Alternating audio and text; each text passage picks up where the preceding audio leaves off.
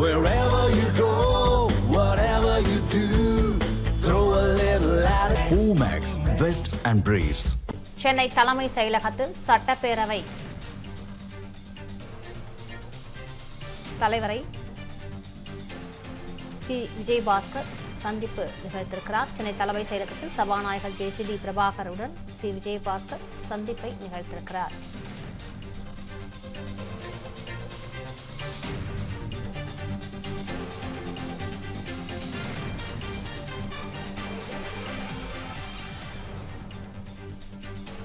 சென்னை தலைமை செயலகத்தில் சபாநாயகர் ஜே.சி.டி. பிரபாகரை சி. விஜயபாஸ்கர் சந்தித்திருக்கிறார்.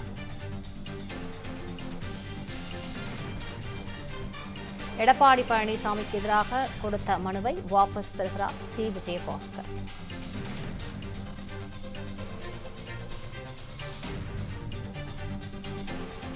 சென்னை தலைமை செயலகத்தில் சபாநாயகர் ஜே.சி.டி. பிரபாகரை சந்தித்திருக்கிறார் சி. விஜயபாஸ்கர். எடப்பாடி பழனிசாமிக்கு எதிராக கொடுத்த மனுவை வாபஸ் பெறுகிறார் சி. விஜயபாஸ்கர். கூடுதல் விவரங்களை தலைமை செய்தியாளர் விக்னேஷ் இருக்கிறார். விக்னேஷ், வணக்கம். சி. விஜயபாஸ்கர் இந்த சந்திப்பின் போது எடப்பாடி பழனிசாமிக்கு எதிரான மனுவை வாபஸ் பெற்றிருக்கிறார். சி. வி. சண்முகத்தின் நிலைமை என்னவாக இருக்கிறது? அவருடைய நிகழ்வுகளும் விரிவாக பதிவு பண்ணுங்கள் விக்னேஷ். வணக்கம். இரண்டாக பிளவுபட்டு பல்வேறு பிரச்சனைகளுக்குள்ளான அதிமுக மீண்டும் சமரச பேச்சுவார்த்தையின் மூலமாக ஒன்றாக இணைந்திருக்கிறது. கிட்டத்தட்ட இணைந்திருப்பதாகவே பார்க்க வேண்டியிருக்கிறது. ஏனென்றால் அதிமுகவில் எடப்பாடி பழனிசாமி தரப்பு ஒரு அணியாகவும், C. V. Shanmugam, S P. Velumani தரப்பு மற்றொரு அணி. நாட்களுக்கு மேலாக இரண்டு அணிகளும் தனித்தனியாக ஆலோசனை நடத்தி எம்எல்ஏக்களை அந்த அணிக்கும் இந்த அணிக்கும் இழுக்கக்கூடிய அந்த நிகழ்வு என்பது தொடர்ந்து நடைபெற்றுக் கொண்டிருந்தது. அதோடு தமிழக முதலமைச்சராக ஜோசப் விஜய் பொறுப்பேற்ற பிறகு தவேக ஆட்சி மீதான நம்பிக்கை தீர்மானத்தில் அதிமுக சார்பில் 25 எம்எல்ஏக்கள் தவேக அரசுக்கு ஆதரவாகவும் எதிராக 22 எம்எல்ஏக்களும் வாக்களித்திருந்தார்கள்.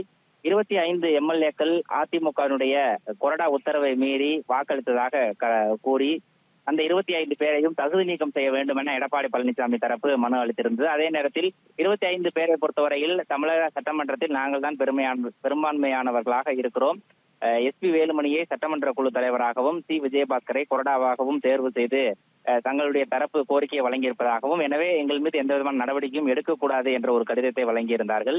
இதற்கிடையில் தான் அதிமுகவை சேர்ந்த 4 சட்டமன்ற உறுப்பினர்கள் தன்னுடைய பதவியை ராஜினாமா செய்துவிட்டு தமிழக வெற்றி கழகத்தில் அதிகாரப்பூர்வமாக இணைந்திருக்கிறார்கள். மேலும் பலர் இணைவு தொடர்பான பேச்சுவார்த்தை நடத்தி வருவதாக கூறப்படக்கூடிய நிலையில் அதிமுக மீண்டும் ஒன்றிணைய தொடங்கி இருக்கிறது.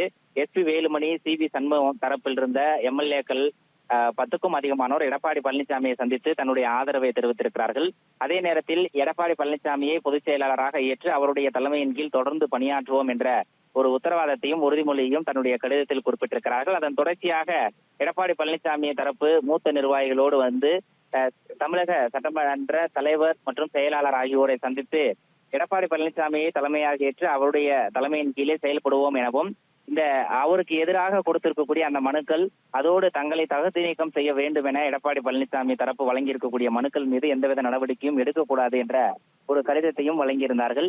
இந்த நிலையில் தான் அதிமுக 2 தரப்பும் அமர்ந்து பேசி கிட்டத்தட்ட சமரசத்திற்கு வருகை தந்திருக்கிறது. அதன் ஒரு பகுதியாக தற்போது எடப்பாடி பழனிசாமிக்கு எதிராக தான் கொடுத்திருக்கக்கூடிய அந்த மனுக்கள் அனைத்தையும் வாபஸ் பெறுவதற்காக C. V. Shanmugam, S P. Velumani தரப்பு கொறடாவாக நியமிக்கப்பட்டிருந்த முன்னாள் அமைச்சர் சி. விஜயபாஸ்கர் தற்போது தமிழக சட்டமன்றத்திற்கு வருகை தந்து சட்டப்பேரவை தலைவரை சந்தித்து அந்த மனுவை வாபஸ் பெறக்கூடிய அந்த காட்சிகளை நாம் பார்த்துக் கொண்டிருக்கிறோம். அதோடு எடப்பாடி பழனிசாமி தரப்பும் இன்னும் சற்று நேரத்தில் இங்கு வர இருப்பதாக தகவல் கிடைக்கப்பட்டிருக்கிறது. அவரும் வருகை தந்த பிறகு இருவரும் நாங்கள் இணைந்து விட்டோம் எனவும், தங்கள் மீது எந்த விதமான நடவடிக்கையும் எடுக்கக்கூடாது எனவும், தாங்கள் கொடுத்திருக்கக்கூடிய அந்த புகார் அனைத்தையும் வாபஸ் பெற இருப்பதாகவும் சட்டப்பேரவைத் தலைவர் ஜே.சி.டி. பிரபாகரை நேரில் சந்தித்து வலியுறுத்தியிருப்பதாக தகவல் கிடைக்கப்பட்டிருக்கிறது.